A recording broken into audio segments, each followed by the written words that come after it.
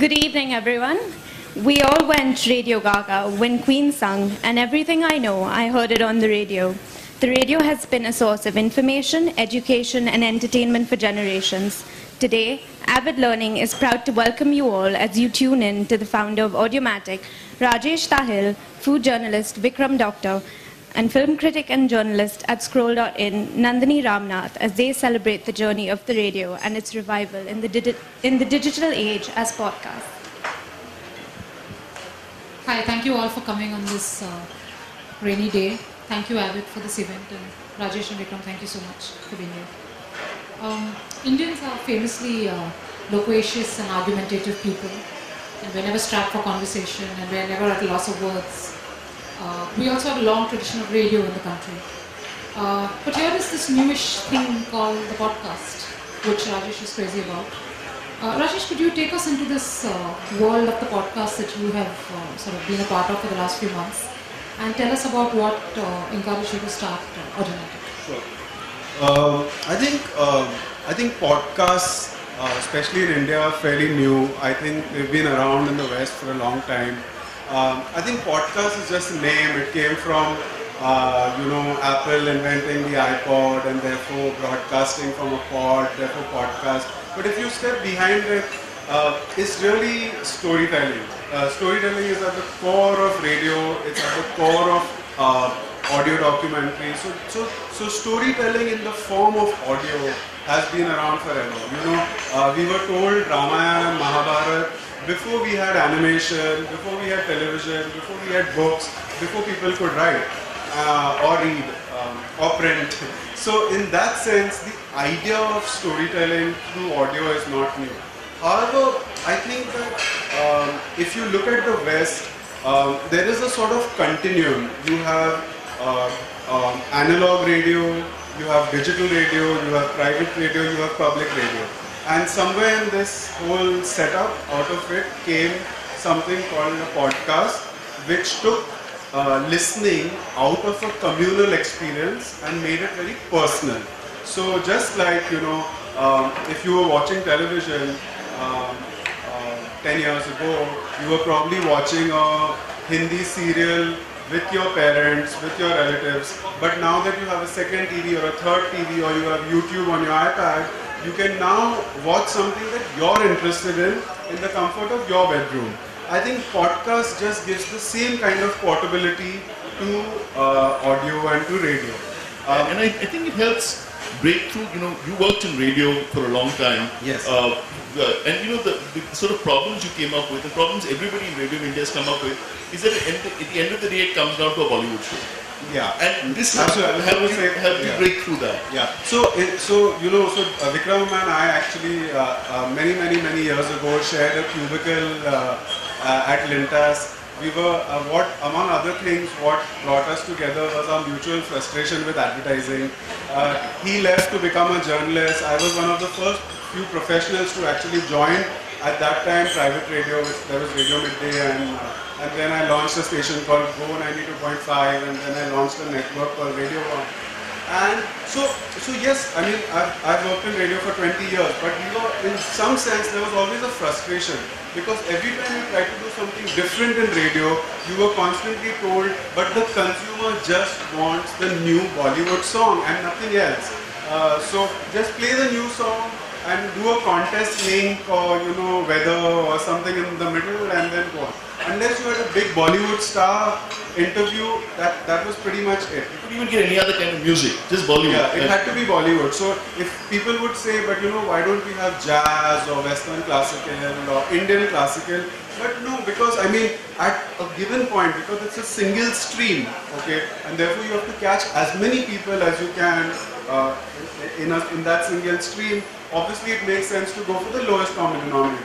So at a very fundamental level, Vikram is right that a podcasting allows you to do certain kinds of programming that would not be available on a mass platform. So of course, nobody's found a way to make money out of it yet.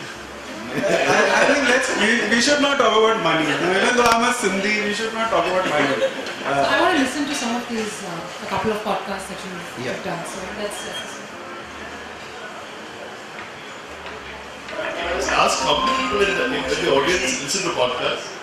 Okay, that's better than I hope for, because normally when I'm asking people, it's like, what is a podcast? You have to listen at a particular time. You know, we're still stuck with the idea of radio being at a particular time and tuning in. So one of the things that we are doing actually is telling people what a podcast is and how they should listen to it and how they should download it, and pointing the podcast app to them on their phones, even though they have the phone, they've never seen it.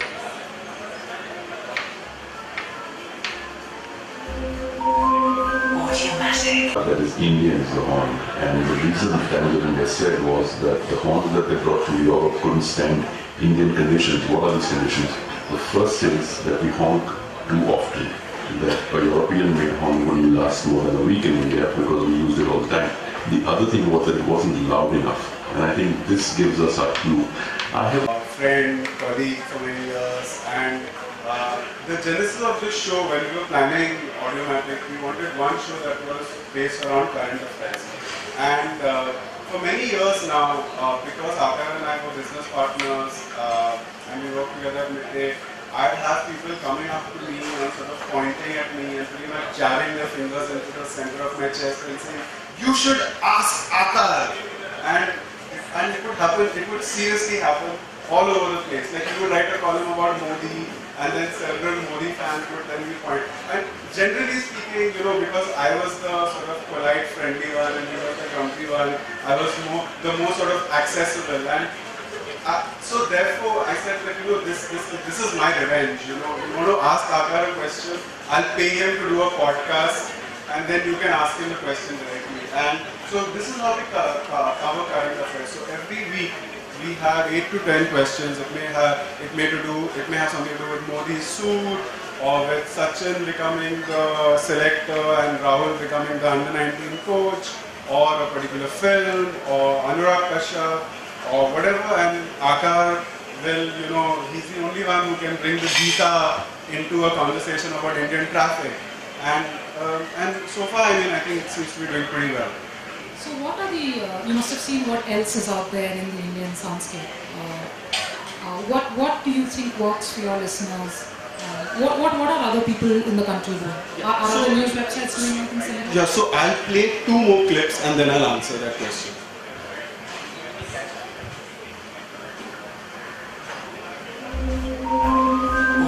Clips of 2 different episodes from our, we have a science podcast called The Intersection. The first one was about this rare blood group that was found in Bombay in the 1950s, and we actually spoke to the professor who was the doctor who was part of the research team, who's now over 90, I think, and lives in California. And the second one was about the Harappan ruins that were found a few years ago, and how they're expecting that the Korean technology that is testing them, that there's going to be some breakthrough revelation.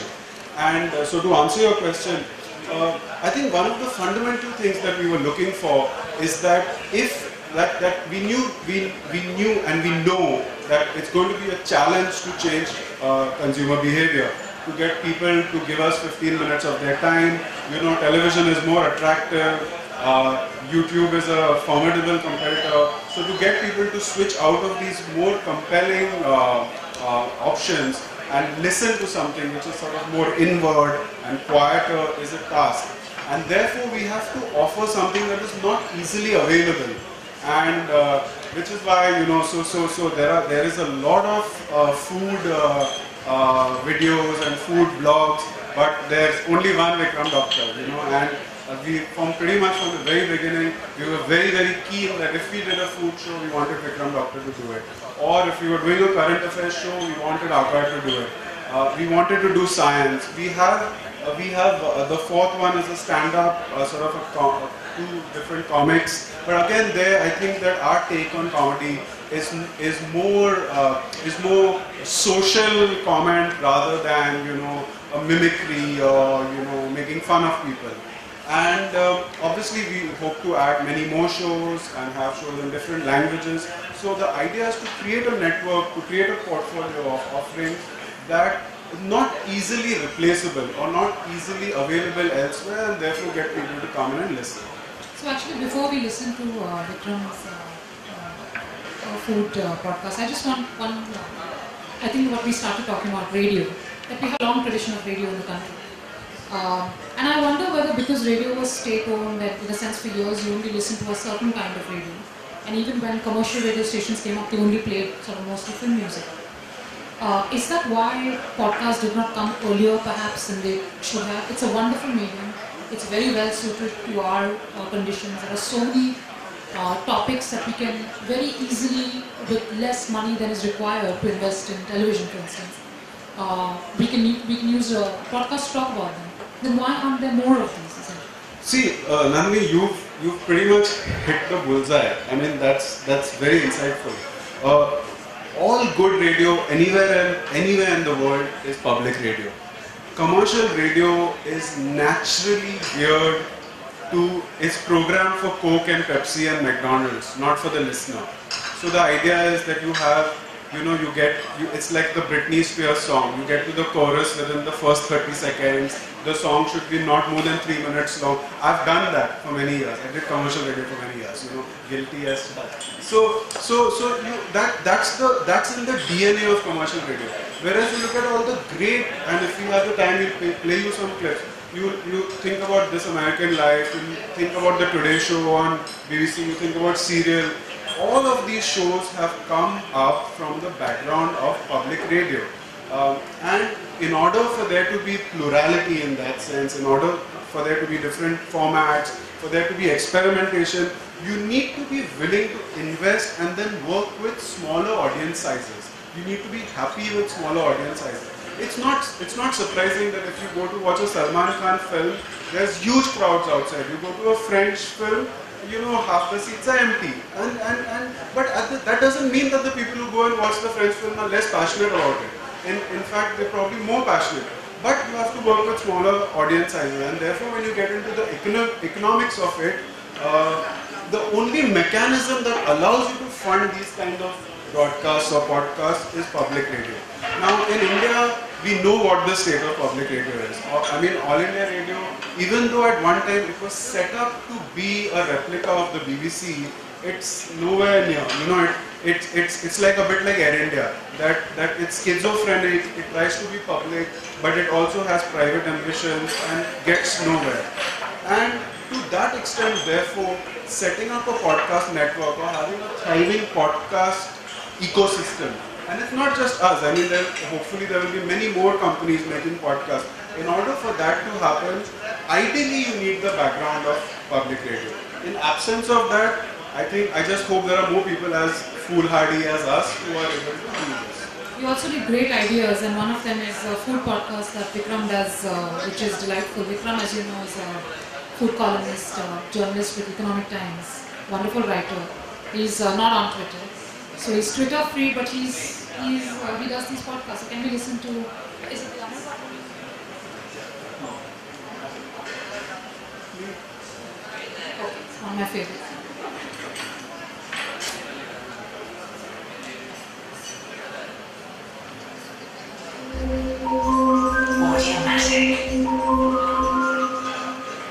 Hi, this is Vikram. That's lovely. Doctor, how... I mean, those were 2 or 3 different clips mixed up, so I mean, there's not a So how different is it writing, you write stories as well as a weekly column, and writing a script for this? That's the first question I have. And the second one is, how easy is it for you to record this?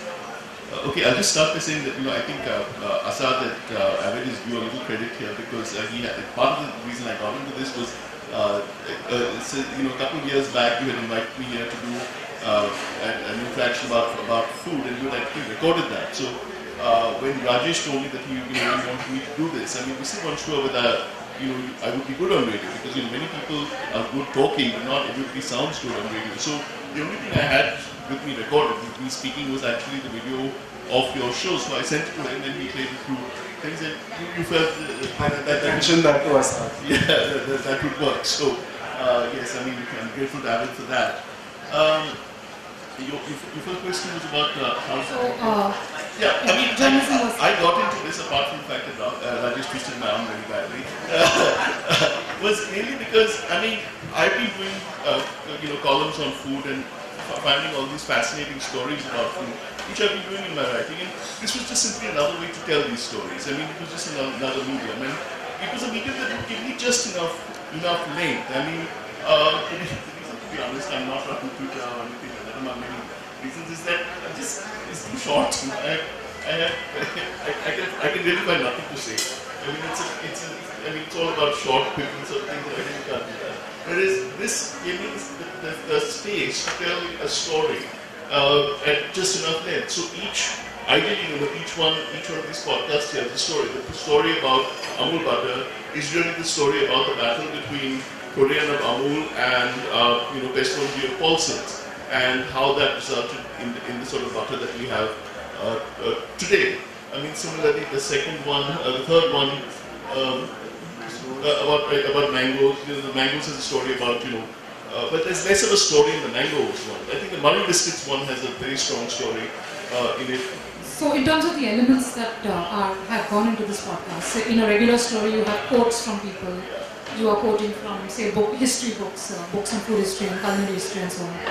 Here, is it more fun because you can actually include sort of audio clips of George Bush's voice? It's very interesting. I mean, now that I'm doing these podcasts, I find I have to think in terms of items that would come out in terms of sound. I mean, so obviously I'm thinking in terms of people who can be quoted, which is sometimes a problem because I do a lot of my stories are based on archival work with the people I quote a day. So we have to find a way to which to bring these voices back, back to life. And there's actually a surprising amount of stuff out there on YouTube, on different audio archives, which we can hopefully start tapping into. Of course, then there are actual interviews. As you can see, Shapur's interview. And one great resource in Bombay is all the Parsis. I mean, it's a great temptation in all these podcasts to use Parsis in every episode because nobody else speaks about food as passionately as Parsis speak about food. I mean, you heard Shapur in that one, you should hear Kush Dalal in the eggs episode. I mean, that's the particularly Bombay resource. But actually, I mean, I'm amazed actually. Avadhoot here is the one who actually puts the pieces together, and he's just amazing. I mean, sometimes I put references in the script which he finds like an audio clip for, which surprises me also, like in the eggs episode about Kejriwal. So it's surprising how many people put things together. So is the podcast a kind of low cost, relatively simple, high impact technology? Do you find it easy to use? And Rajesh, is it possible for us to make podcasts at home like we would videos as a way for people to really personalize their response to it? Low cost, yes, but relatively, because obviously doing something and then doing it well are two different things. So even though some of these things sound very simple, but I mean, believe me, there's a lot of work that goes into making something sound very tight. The writing, the research, the production. There's at least, and as Doc mentioned, that's Avadhoot who produces most of these shows. There's at least 3 or 4 layers of sound in that. We have access to sound libraries which we buy or license. So in that sense, I think that you could probably sort of do a demo at home. You could fool around with it. But if you had to make something that you wanted, a few thousand people to listen to every week or every fortnight, then it requires a little more work. But having said that, definitely, I mean, because we find that the comparisons to audiovisual are inevitable. Definitely compared to sort of doing videos, it's easier, it's cheaper, it's faster. And I think that more importantly, because relatively the scale is smaller, so you could do everything yourself or with one other person. If you have a particular passion and you want to talk about, you want to do a podcast just related to that passion, in that sense, it is like having a blog. You can think of it in as simple terms as having an audio blog and get started with it and then see where it goes. I mean, it's interesting comparing the ways these different shows are recorded. Like, I go into, Rajesh has a small studio in his office, and actually just a soundproof room, and you have the equipment over there, and I go and record it over there. Samant and Padma actually have a similar setup in their house, which you bought the equipment for them. And how much does all this equipment cost? I mean, see, so because they do one layer and then we add the rest, actually that's like 20,000-30,000 rupees. It's not too much, okay. But I mean, but the thing is that so it's different. So also we are, I mean, whether it was by accident design, I'm not sure, but we are a multi-city operation. So Docs in Bombay, Anubhav and Kunal Kapoor who do our last week, which we'll play a clip of later. Akash based out of Bangalore and records in Bangalore but in a studio. Samant and Padma who do the science show are based in Delhi and sometimes record in Delhi, but they often travel quite a lot, so sometimes they do it out of hotel rooms in Sri Lanka, whichever exotic place they are traveling. So it is, at one level it is simple, but I'll still stick to my original point that doing something well takes time, effort, and yes, a little bit of money. I don't think we're at the stage yet when people can start producing their podcasts, good podcasts that people will really want to listen to entirely by themselves. You know, it's not pretty. Yeah, it still requires a little bit of expertise. And then there are things that are not very apparent. So for example, pace. How do you pace a show? How do you keep people engrossed? How many interviews or bites of other people are too many? How many are too few? So these are techniques that we've spent a lot of time studying and practicing and through trial and error. And even we don't get it right all the time, So which are the international shows that you heard as sort of preparing, when you were preparing to launch Avenatti? Are there a couple of shows, I don't know if you have sound clips here, that maybe we can listen to get a sense of what works? Serial has been the big breakthrough. I think you need to talk about Serial and why that's that. Yeah. And that to me is a triumph of storytelling. Yeah, so I think Serial is interesting. I must admit that I'm not a big fan of the idea of Serial because to me, so actually, why don't we play those two clips, Serial and so we'll play you two clips and then we'll talk about the international podcast. Just as a background, Serial is the show that has really got everybody talking about podcasts. It's an American-based show. It follows one particular story. And that has really been a breakthrough, I think, in terms of public awareness of podcasts. It was a real police case. It was a murder, and then they went back and they found the evidence and they recreated the entire story and recreated it. Previously on Serial. But they were also starting to look at Adnan. Well, the reason we know that is because of this memo. The memo was dated 12 February 1999 from Detective Daryl Massey to Detective Greg McGilvery.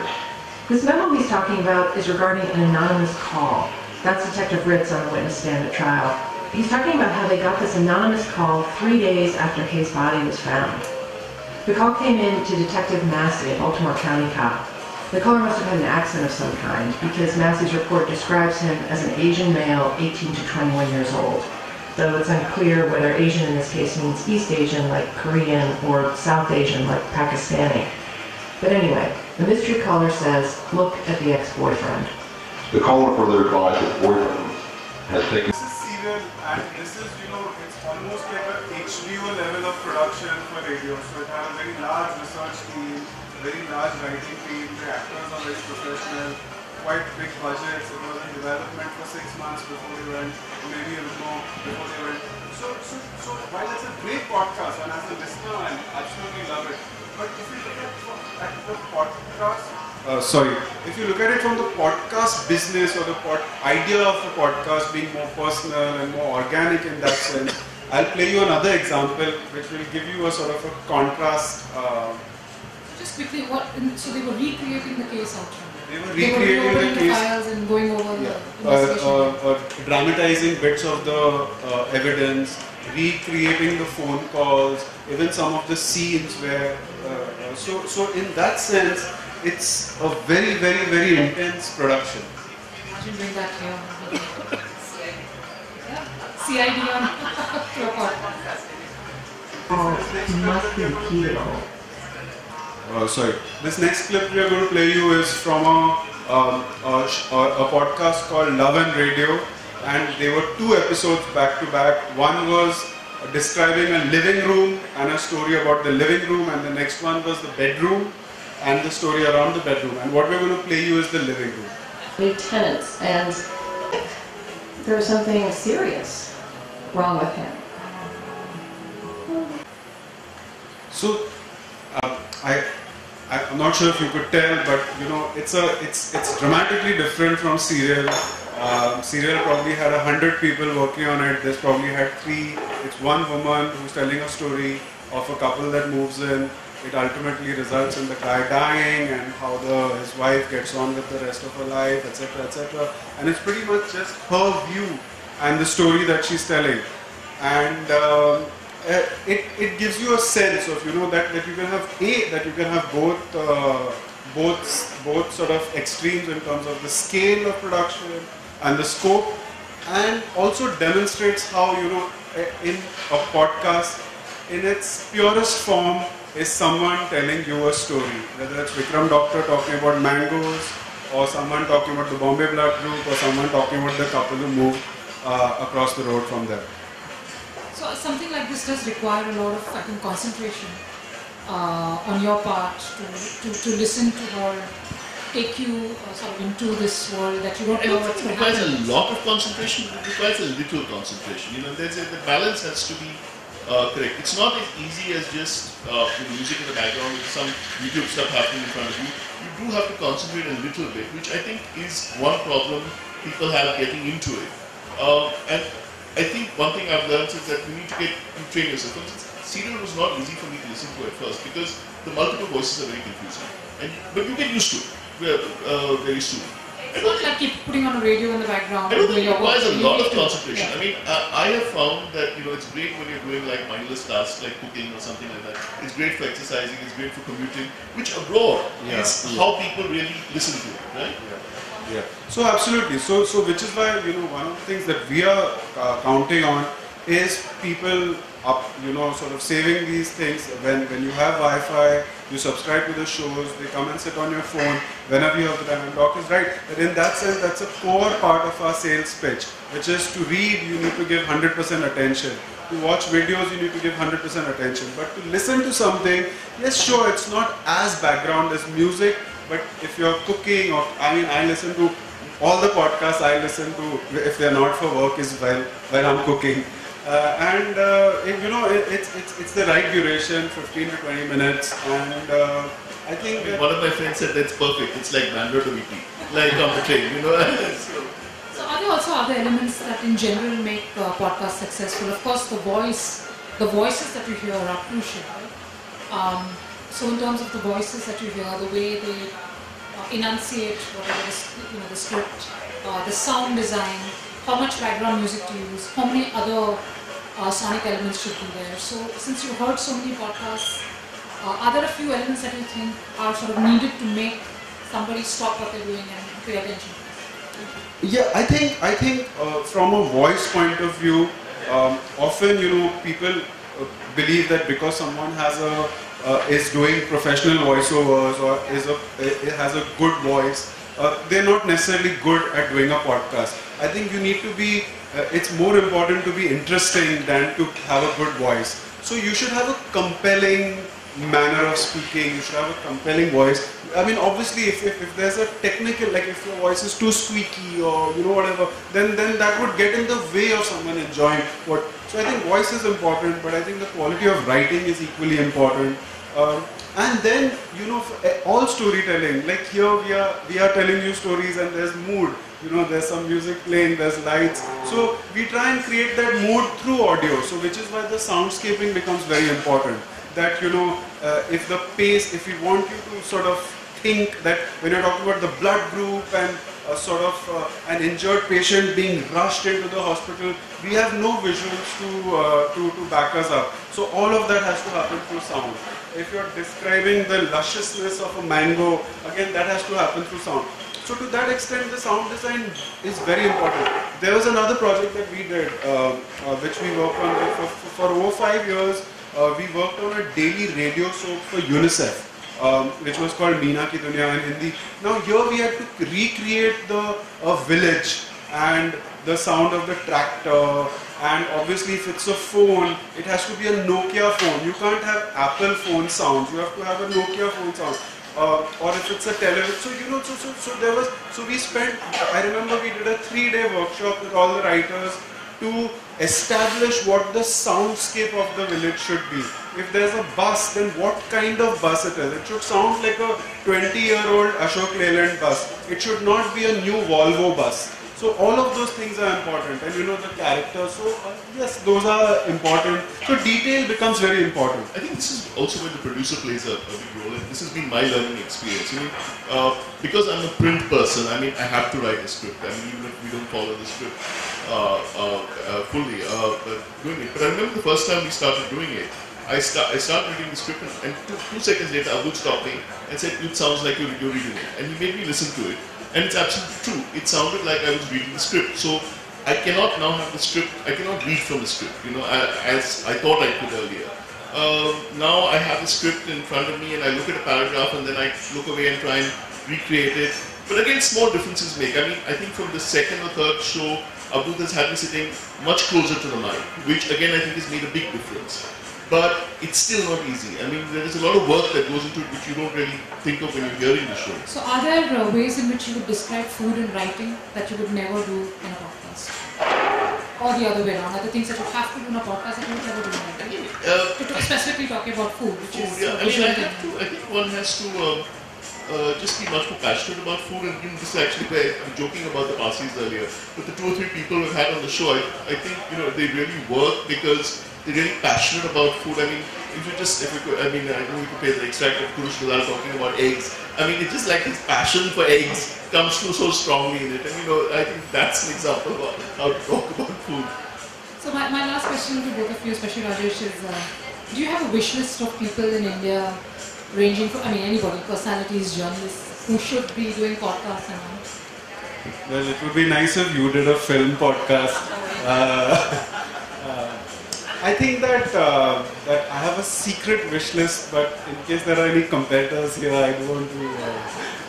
But I think so I think that the important thing is that we know that the odds are against us from a habit point of view, from the attractiveness of other media point of view.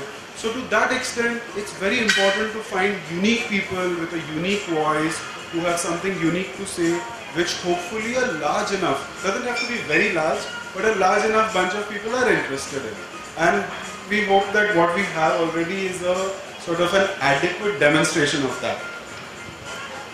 There are many people who I think would be interesting in this podcast, but I think there's one type of person who I think would be really interesting to see if there's a way of capturing them on podcasts and creating the thing, and that's like basically older people.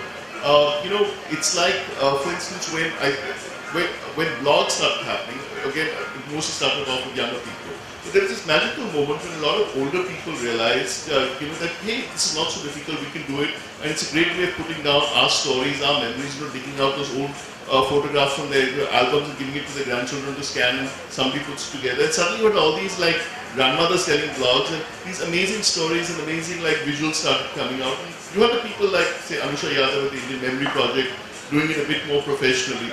Now, I think all of us have the experience of talking to our grandparents and remembering their voices, remembering their stories, because you're not trying to do a podcast, you're just talking to them, you're just getting stories from them.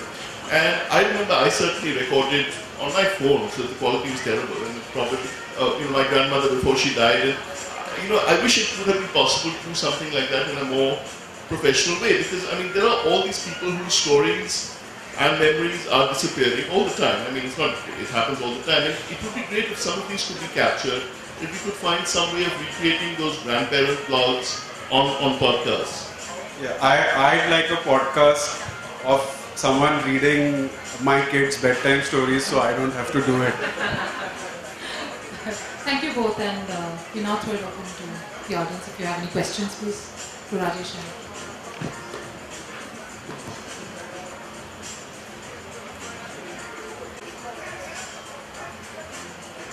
So I realized that you're doing these podcasts, developing them because of your passion, and you're obviously passionate about the subject.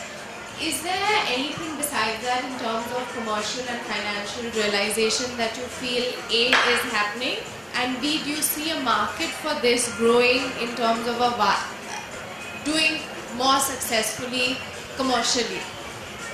Well, this is a business. I mean, the fact that we are passionate about it is a byproduct, a good byproduct, but it's a byproduct. This is a business. This is set up as a business. We are a private limited company. We are set up to make a profit. When we do that, I don't know.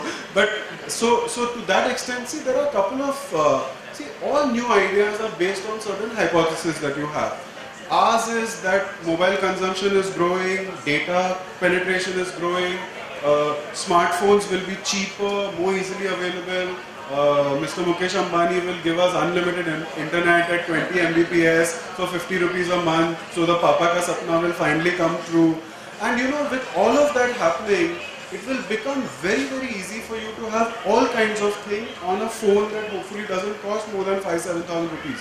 Now, when that happens in substantial enough numbers, we believe that there will be enough people, a couple of 100,000 people, maybe a few million even, and which is why we are looking at Indian languages. So we are hoping that the next few shows that we do will be in Gujarati, Tamil, Malayalam, rather than more English. And therefore, eventually, yes, this will be a business that makes money. Now, how will it make money? There are three ways. There is subscription, which we are less optimistic about in India because it doesn't work. There's advertising and sponsorship, which in some form, I think in the US they've done that very well, they've done it very elegantly. We have just signed up our first sponsor, which goes up on Akash show next week, so you can hear it. And so sponsorship is the second one. And the third one, and I think for some of the more obscure formats that might be a legitimate option, is some form of public funding. So let's say there is a Premji Foundation or Infosys Foundation that is trying to promote science in popular media, and hopefully we can get a grant from them. So in that sense, we hope that in some form or the other, whether it's subscription through an NRI market, advertising and sponsorship, which is conventional, and some level, some kind of grant funding, we can not only sustain what we are doing, but grow it to 20, 30 podcasts, which we hope to in the next couple of years. The new generation that you mentioned, in North America we've also seen Kickstarter and various other forms of crowdfunding being very popular for supporting podcasts. Do you see that happening here? And the second one is brand extensions. So for example, New Yorker magazine is a podcast where it reviews every issue, what's coming up this week, or the Isabella Stewart Gardner Museum does a podcast of every event that they have at the museum. They do like music concerts there. So those are a big source of podcast content as well. Is that happening in India as well? So I don't have a scientific or a logic. My response is based on my perception. The former, while I'm aware that that happens a lot in the West, I'm less optimistic about that happening here. Somehow, I think people here have a more transactional attitude or a more mercantile attitude, which is that you want to make a podcast, you pay for it, why are you asking me for the money? And I think that also shows up in the subscription. I mean, we are notoriously bad. If for years our newspaper industry has been completely subsidized by advertisers. I mean, people talk about the news not being independent. I think if you were willing to pay 20 rupees for a newspaper every day, maybe news would be independent. You make the publisher completely dependent on advertiser money, he will do what the advertiser says, he or she. Okay, so that I'm less optimistic about. The second, actually my day job is running a company called Hill Road Media, which pretty much does that for a living. So the UNICEF project we did was, an outsource. In fact, even UNICEF didn't pay for that. IKEA paid for it. Not many people know this. The entire project, including putting street lamps in UP and providing the radio sets and the connectivity and the batteries and everything was paid for by IKEA. It was part of this huge initiative. So the latter, which is doing a podcast for a larger company or a larger brand, and in fact, I mean, we've been talking to a whole bunch of people for that, and then getting paid for that, yes, that is a legitimate possibility. Hello. I just want to know if you're going to set up a produce a professional podcast. During the setup phase, what are the 3-4 things you have to keep your eye on? You know, those are the things that can throw a curveball or will be difficult to execute or something like that. That's a good question. I think that it would depend on what your idea was and what the subject was. I think some subjects are easier to do than others. So if you look at, and we have a small portfolio of just 4 shows, but if you look at our shows, so let me tell you so for example, Akar's show is very, very easy to produce. We have a standard underlay, we get the questions, we shortlist them, we record them, we edit them. He goes into the studio, he's gone through the questions before, he's thought about his responses, but he doesn't script, he bullet points it, he pretty much does it ex-tempo. We can go start to finish on that show in 6 hours, okay? Whereas Vikram's show or The Intersection, there are multiple elements, multiple layers. We review the show at least 6 times after it's more or less been produced, and then we keep making changes, keep tinkering with it, and it's a lot of work. I mean, sometimes I often, will look at Avadut and say that it's too much work and too little, actually no money, why am I doing this? But, I mean, so it depends. It really depends, but I think that once you know the idea and once you know what you're trying to say, then you will find a way to get the elements. But I think the things to look out for are clarity of message, clarity of production, then how you're adding value, how you make it compelling, why people should listen to you, what more you can do, and after you've done that, what more you say, what less can I do, what are the unnecessary elements. So you have to keep doing both, because there is such a thing as overproducing, and you don't want to overproduce either, so it's just right, So, I mean, and you will figure it out. Is how are you currently promoting your shows? What are the mediums you use? So I think there, even though Vikram Doctor is famously social media averse, I must say that, we have to thank social media, because businesses of our size, I think, exist today only because of social media. I mean, I have only so many friends, and Vikram has only so many friends, and so it's mostly social media and the kindness of friends. So, for example, Scroll has been very, very encouraging of Audiomatic from day one and has helped promote us. I think Avid will show up from out of the blue and say that, this is a great idea, more people should know about it, why don't you come and do a session, and then there's a room full of people. But it's pretty much, so while the base of it is social media, but it pretty much goes one listener at a time, people share, people send it to their friends, and I must say that we are about a 2.5-month-old business, and the response has been overwhelming. Has any radio station contacted you yet? So we have a sort of an informal tie-up with Radio 1, because they are the only English station, and they play some of our clips, and they do promote our show. They've had me on the breakfast show once to talk about Audiomatic. They had a couple of our presenters on the show. So they've been, so I said kindness of friends, so they've been very, very kind to us. And I think the format also has some advantages. For instance, like the fact that it's always out there. So what I think we found is that somebody comes very late to one of these shows and listens and likes it, and then goes back and listens to all of them. So it's actually a very good format for binge listening. Which binge watching, binge listening is, I think, turning out to be an increasingly important way of consuming media. And these sort of formats are very designed for binge listening.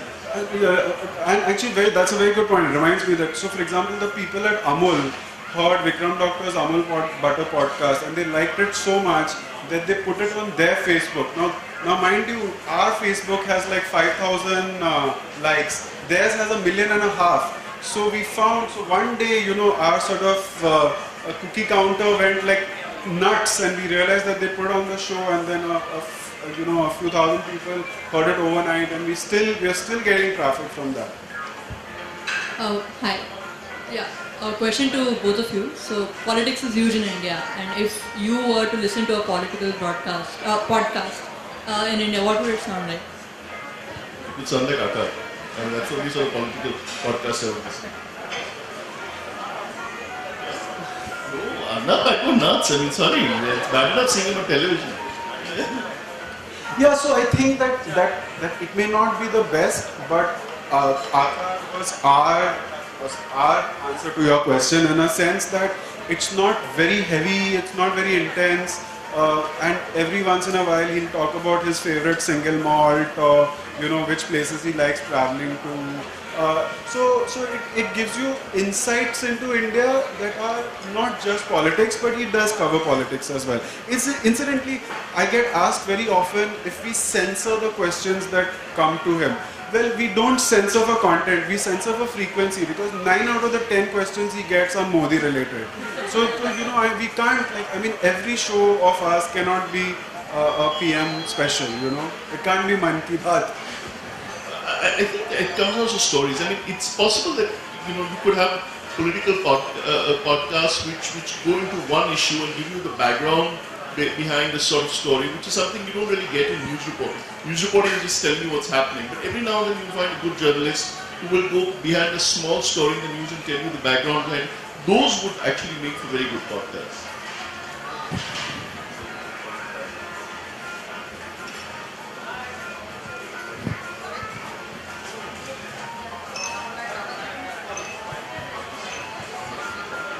Typically, how much time does it take you to kind of produce a podcast from the idea to the finish? So, the idea, scripting it, writing it, producing it, and doing it. So I think there are, like I said earlier, that there are the sort of the easier shows and there are the more difficult shows. I think the easier shows would be a couple of days. The more difficult shows, it takes about 2 weeks.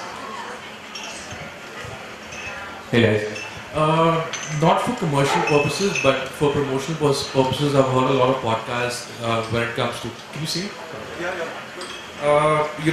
I've been hearing podcasts for music and comedy all my life for now, but in India, independently, people making it up.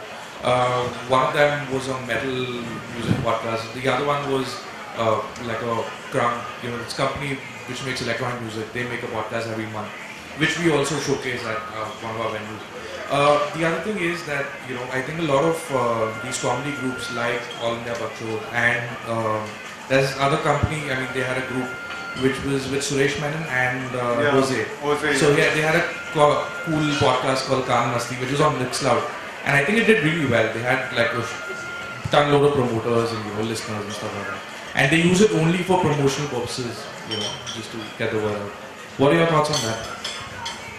Well, see, most of the names you mentioned, I'm personally a big fan of All India Bakchod. I'm a big fan of Jose.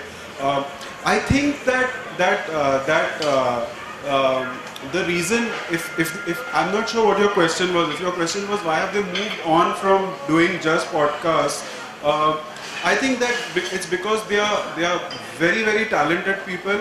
I think they have a scope and a scale which is genuinely beyond just a podcast, and they deserve to be doing live shows and doing TV, and to that extent a podcast will be a small subset of so they are not in that sense niche content guys, and while Kaan Masti was a fantastic podcast, I think the reason why Jose has moved on from it is because he genuinely has a bigger canvas available to him.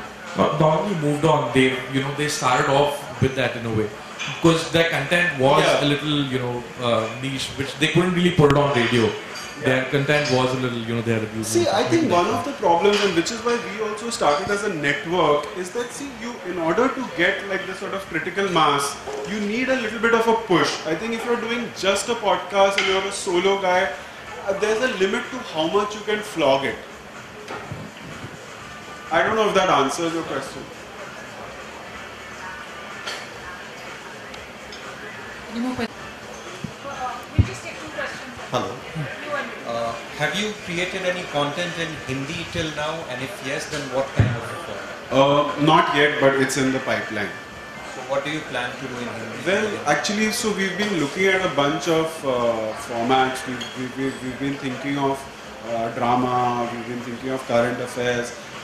It's really so from our point of view, I think it's more about finding the right person rather than the right format. So we don't, I mean, maybe perhaps that's a better way of doing it, but we don't do it. So we don't think of the format and then look for people.